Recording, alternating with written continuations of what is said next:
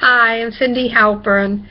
I'm in a unique political situation. I was always extremely to the left, to the point of being a socialist, which is not the same thing as a communist. I always believe in freedom of religion, pursuit of happiness, freedom of speech, all that, but more to the extreme left.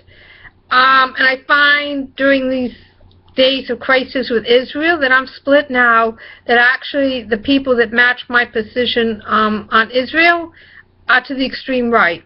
I believe Israel has a right to exist and to prosper and to protect herself. I believe Jerusalem should remain united under the Jews and remain the capital of Israel. I do not believe there are settlements in Israel. So it's a Jewish state, so there can't be settlements in your own country. And I oppose a two-state system. I don't think that the Arabs, hostile Arabs, need to be in Gaza. I think that's a military base for terrorism, and I don't think Israel should have to put up with that.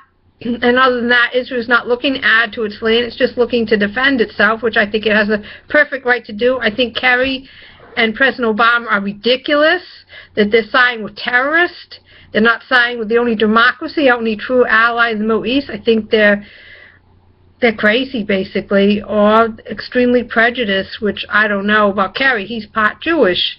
But at any rate, I'm kind of an orphan in the political arena now, because I'm split between domestic left and foreign policy right. And I don't know where that really leaves me, because I don't know many people who feel the way I do.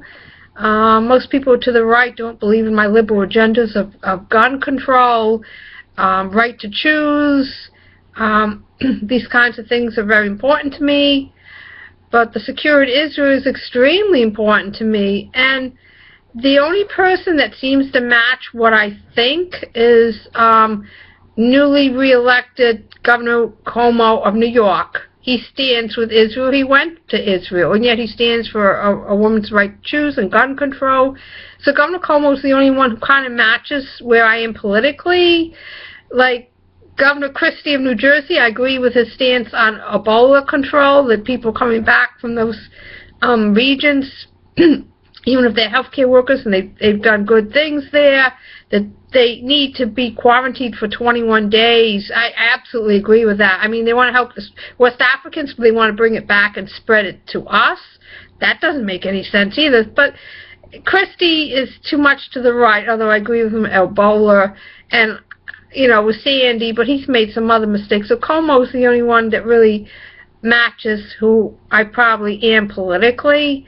And the way Cuomo handled Sandy, and he's just the one person I can look up to. And my confession is, I used to think that Obama was going to be a good president. I actually voted for him twice. I really did believe in him. I thought he was educated and he would understand about minorities and he would respect Israel, but I was totally wrong about him. I really despise Obama.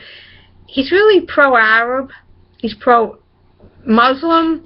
He's not balanced. I mean, I definitely believe in people's rights for religious freedom. Everybody deserves that.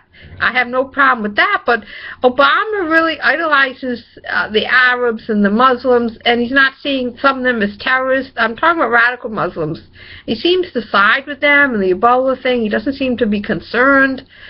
And Obama's a big disappointment to me. I really thought he was going to be this Renaissance president. I had high hopes for him. I honestly did.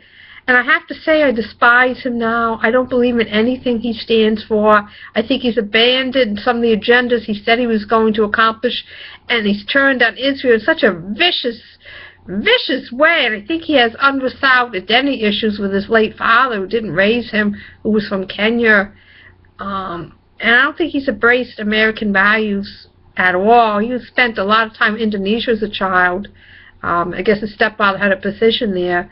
And, I mean, if you ever visit Hawaii, I just visited a couple years ago, and I visited as a child. Hawaii is an American state legally and politically, but it's not mainstream American. Most people there are Asian, Hawaiian, and it's like a foreign country.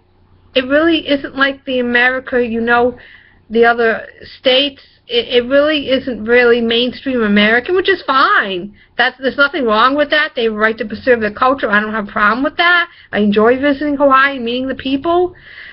But Obama really hasn't been exposed to mainstream America at all. He really doesn't have the mainstream American values. And he just has this romantic view of Islam. And like I said, if he was a practicing Muslim, I don't know that I would have a problem with that, but then at least he'd be telling the truth about that. And then, be honest with you, I'm not sure I would have voted for him because he wouldn't have been mainstream enough for me. But at least he would have integrity and be telling the truth. And for him to profess to be a Christian, where that doesn't seem to be what his values are, that doesn't seem to be who he is. And, I just don't think he was the right person for the job. Inexperience I can excuse. He could have learned on the job and learned to be a good president, but he seems to really be anti-Semitic, and it's very disturbing to hear him talk about Israel. And you know what, people? If you're anti-Israel, you're anti-Jewish, because most of the people who live in Israel are Jews. And if you don't mind Israel being bombed or terrorized and all these Jews being killed, you're anti-Semitic. You can't split being anti-Zionist and anti-Jewish. They're really the same thing. You can't tell me, oh, it's okay, because in Europe they're trying to harm Jews again. So the world's saying, no, you don't belong in Israel, but you don't belong in Europe either. I mean, it's just plain anti-Semitism. That's all it is. Plain and simple. And that's my strongest agenda, is that Israel has to be protected. And even though I'll never live there, I'm an American Jew, that's my spiritual center. And I have a right to that, and so do all other American Jews. And I really resent this president. I resent everything he stands for. And he was just a big mistake. He should not have been elected. He wasn't the person for the job. And I really can't wait till he gets out of office, and maybe our country will get straightened out then. Right now, this country's in chaos, and things have gotten worse under him, and people are going to talk about economic progress, but I live on Long Island, and I'm telling you, experienced people, I know social workers, people who have master's degrees, they can't get jobs, and they're experienced, so it's not about education.